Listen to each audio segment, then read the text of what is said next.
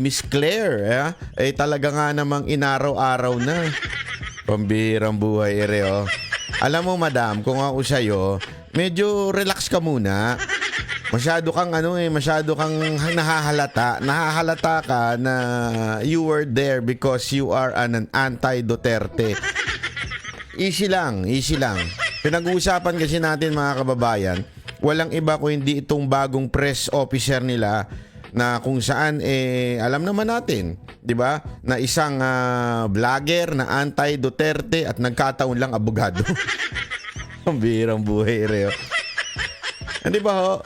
So, ito na nga. Kahapon lang meron ho siyang mga sinasabing hindi maganda. At mga kapalpakan na tila nakalimutan niya atang mag-research bago siya humarap. At napanood ko nga sa isang interview niya, biglaan lang daw yung mga tanong sa kanya. Kaya naman pala hindi mo masagot. Ang problema kasi, madam, medyo nasobrahan ng kain mo ng Jollibee. So, nagbida-bida ka kagad. Medyo ang dami mong sablay. Halimbawa na yung sablay, yung dun sa economy. Palpak na palpak ka dyan. Sa pagbenta ng gold ay nagtumulong sa ating ekonomiya. Akita naman nun natin. Dalawang sunod na bumaba ang ating GDP. Ano pa ang kasunod? Yung pong sinasabi ninyong Davao City na ang sinasabi tinutukoy hudyaan ay yung buong Davao. It's not the city alone. Okay? At ang pinag-uusapan nga po ay yung sa nahuli, yung nahuling magkano ba yun? 44 million ba yun na shabu? Yun po ang pinag-uusapan dyan. Hindi po yun sa Davao City. Pangatlo, maaring sabihin mo may argumento ka na hindi talagang, 'di ba sabi ko, are we talking about Davao City? Gumanong ka, 'di ba? So sinasabi mo, Davao City, kita mo nga ang daming droga diyan. Hindi ho yan yung tinutukoy ni Pangulong Duterte. Ngayon, let's accept that is your argument na ang Davao City ay hindi na maayos ngayon compared sa dati. Sandali ho, madam, wala ho ba kayong alam? Kayo ba'y natutulog sa kuweba? Wala ho bang internet dyan sa loob ng kuweba nyo? Kasi itong mga nakaraang araw, naging topic ko yan araw-araw sa social media na pinalitan yung chief of police ng Davao. Isa nga, oras lang ang tinagal di ba? Basta malaman na merong kinaugnayan sa mga Duterte, tinanggal paulit-ulit yung mga sanay na sa Davao. Alam na ho yung pasikot-sikot, yung mga pulis, yun pa ang inilipat sa ibang lugar at ang inilagay yung mga walang alam sa loob ng Davao City, which is hindi ginagawa po yan. Mga kababayan, ako po sinasabi ko naman nung sa inyo, dami kong kilalang pulis Marami po tayong napapagtanungang pulis. Normal ba na ikaw ay ilagay sa isang lugar na hindi mo kabisado? Ang sagot sa akin, as much as possible, inilalagay ka kung saan malapit sa lugar mo at kabisado mo yung lugar. Yun ang sinasabi sa akin. Ngayon, may instances na talagang kunwari ikaw ay magaling talaga sa ganitong area, ililipat ka para maaaring turuan mo yung iba mong mga kasama o di kaya ikaw ay mamuno ng isang parang departamento sa loob ng PNP kasi nga may purpose ka. Pero hindi normal yung isang buong batalyon ilipat. Kasi mangyayari nun, lahat nun na andun na natira, nga. Bakit ito? Kasi lahat nalipat Yung matitira, yung mga inilagay doon, hindi kabisado ang Davao City. Tapos, sana nga, okay na sana yun kung ilipat mo yung mga entire batalyon mo doon. Ang problema, pati yung leader, hindi taga Davao City.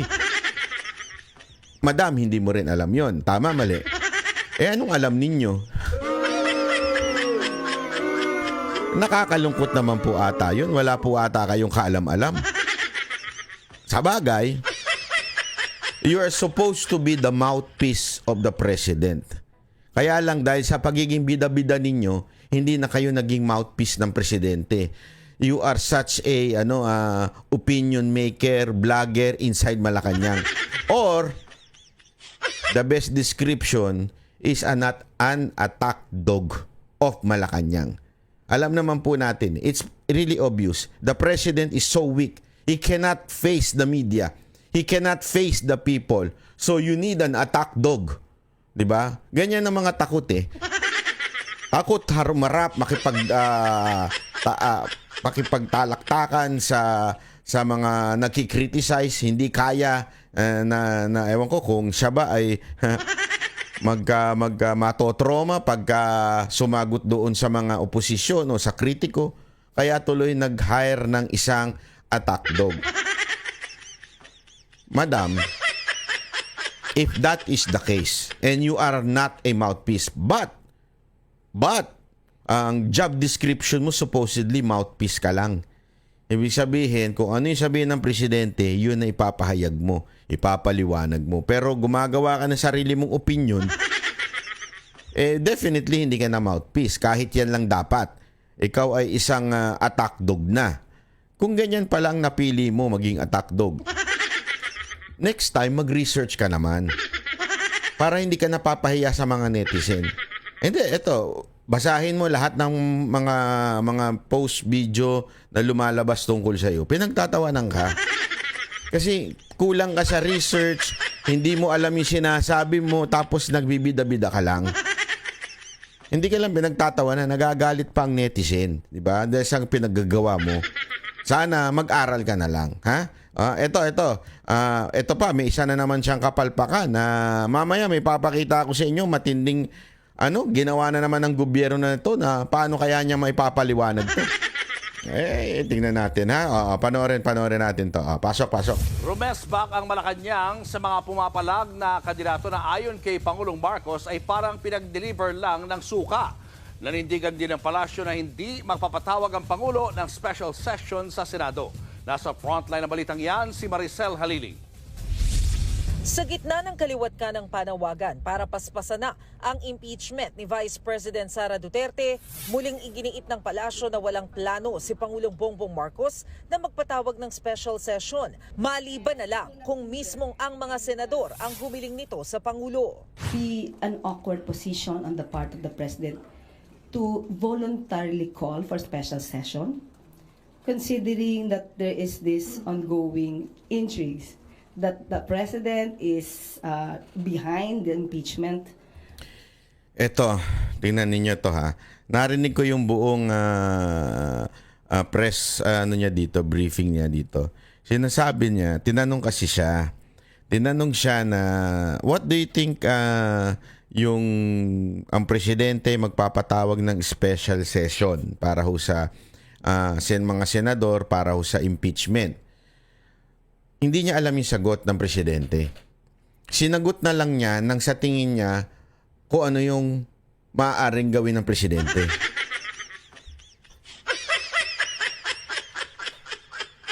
Parang mali ang posisyon nito. Hindi dapat ito press officer. Dapat po ito presidential advisor for political affairs. Mas bagay. Kasi bida-bida ka naman nangingialam ka. You're supposed to be the mouthpiece. Pero anong ginagawa mo? Pinapaliwanag mo, pinangungunahan mo. Siguro, para meron ng hindi nga makasagot yung amo mo, ikaw nasasagot. Di ba? Parang ganun eh. Dahil mahina yung amo mo, weak leader, hindi niya masagot itong mga tanong na to, ikaw na ngayon ang bibida. Malay mo makapulot ng sagot sa'yo. Tama, mali. Di ba? Ay, sus, grabe ka naman. Oo. Ano nangyayari sa bayan natin kung ganito tayo? Talagang kagulo na. Hindi na nasusunod yung mga dapat sundin.